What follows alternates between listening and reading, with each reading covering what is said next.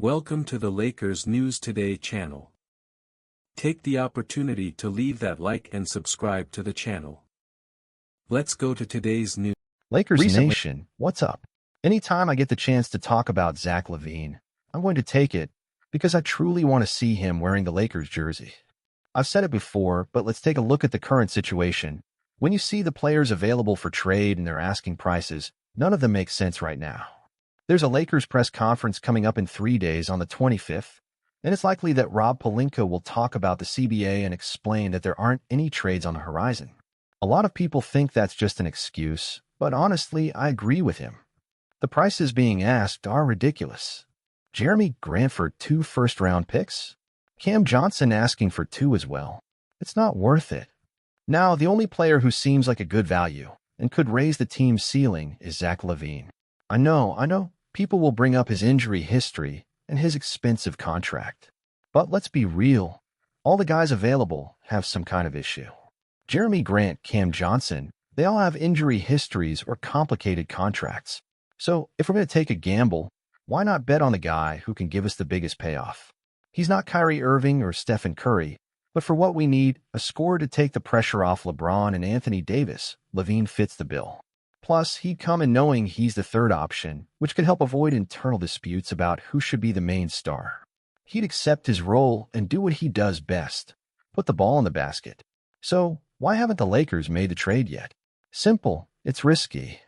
His contract is big, and with his injury history, the Lakers might be waiting to see how he performs this season. And honestly, I think that patience makes sense. Lavine isn't going anywhere. Not many teams are interested in him right now, so the Lakers can watch the first few games of the season, and if he's healthy and playing well, that's when it might make sense to go after him. The beauty of bringing in Zach Lavine is that you'd keep your draft picks, giving you the flexibility to make other trades in the future if needed.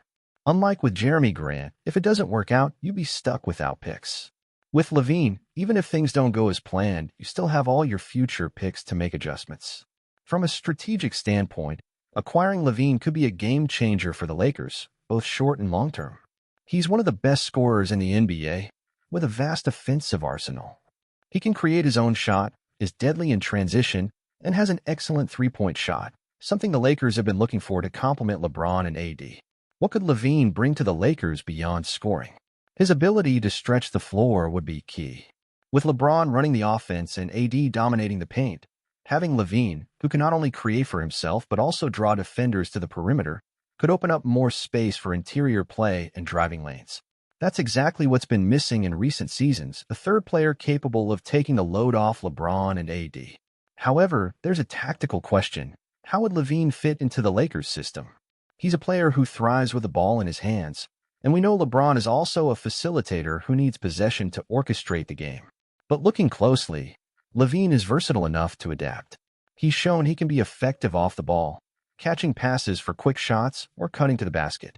His athleticism also adds dynamism to fast breaks, which LeBron, even in his later years, still dominates.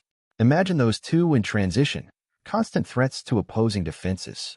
Plus, you can't forget the potential pick-and-roll plays between Lavine and AD, creating an unpredictable, fluid offense. But of course, every big trade comes with challenges. The biggest one here is financial.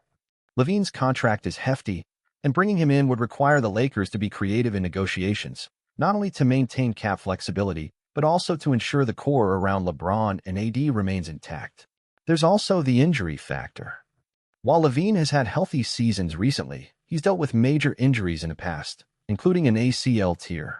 The Lakers already struggle with AD's injury issues, so adding another player with a similar history might be a calculated risk. So the big question is it worth the gamble? A player like Lavine could undoubtedly raise the Lakers' ceiling and make them title contenders again.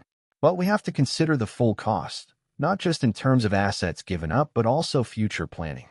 LeBron is nearing the end of his career, and the Lakers need to think not only about winning now, but also about preparing for the post-LeBron era.